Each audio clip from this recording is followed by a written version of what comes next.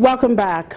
Saudi Arabia's Energy Minister Khalid Al-Falih says talks among OPEC and non-OPEC oil producers in Algiers this week are consultative, casting doubt on the chances of any policy decision during the meeting. He also said he was optimistic about the oil market. Members of the Organization of the Petroleum Exporting Countries will meet on the sidelines of the International Energy Forum with groups, producers and consumers in Algeria from September 26 to 28. A non-OPEC producer, Russia, is also attending. And the first shipment of U.S. shale gas is arriving in Scotland amid a fierce debate about the future of fracking in the UK. A tanker carrying 25,500 cubic meters of ethane from U.S. shale fields is due to dock at Grangemouth, the refinery and petrochemicals plant owned by Ineos.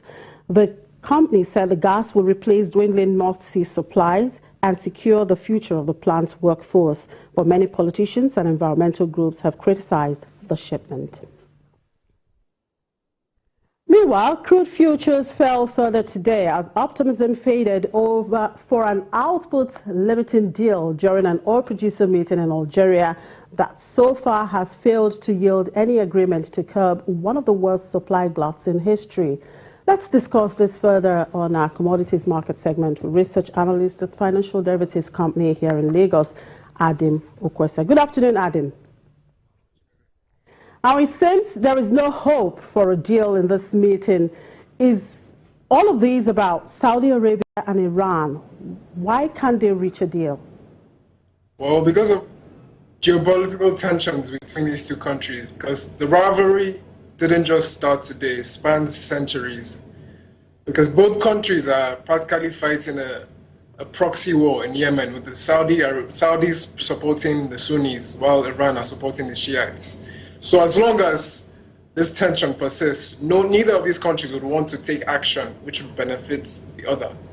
So the chances are very slim of an agreement taking place tomorrow.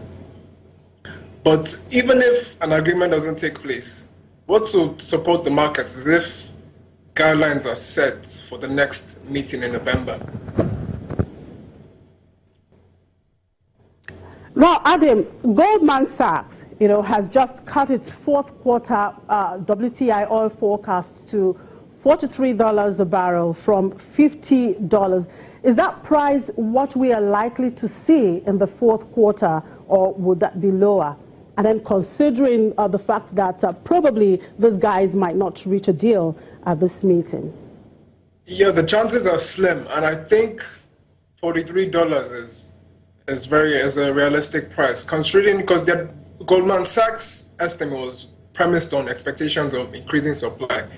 Nigeria, Libya, they are about to return about 1 million barrels to the market in the near term, and of course, other countries like Canada, Kazakhstan, and Iraq, Iran are also going to increase production.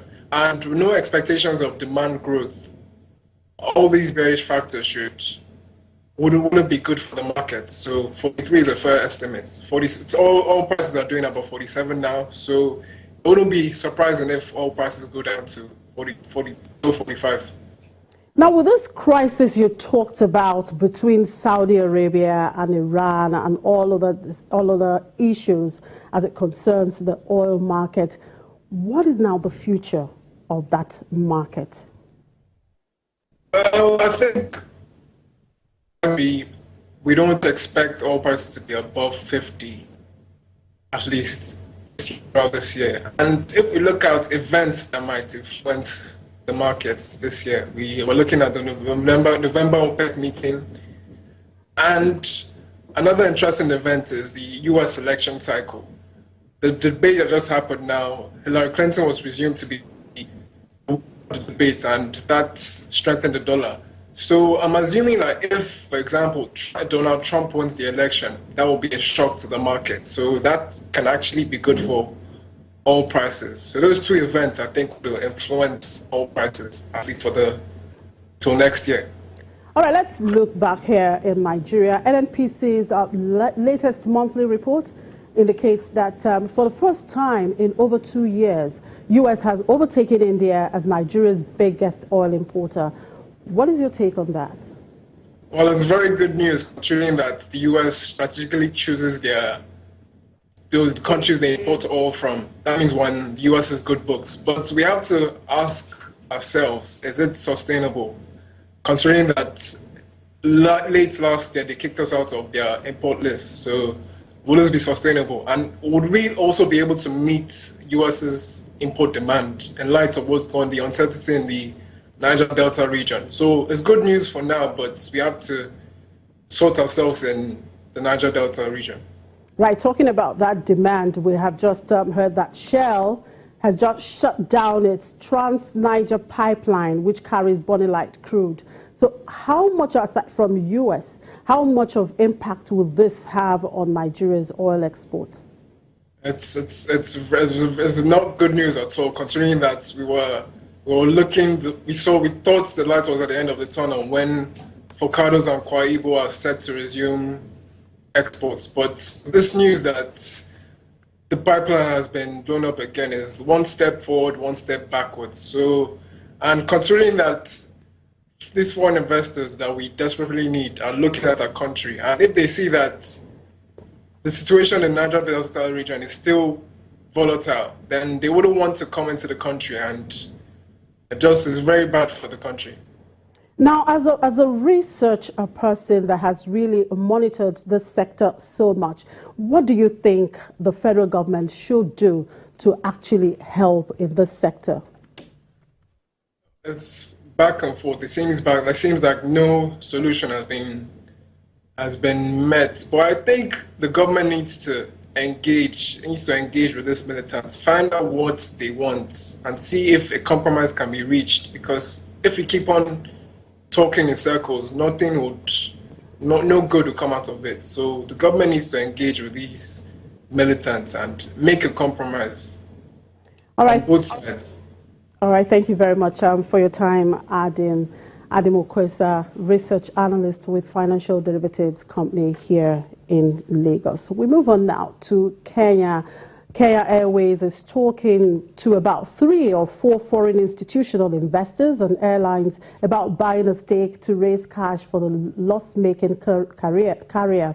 The airline, 27% owned by Air France-KLM, has been reducing the size of and modernizing its fleet, selling land and cutting jobs to recover from losses caused by a slump in tourism.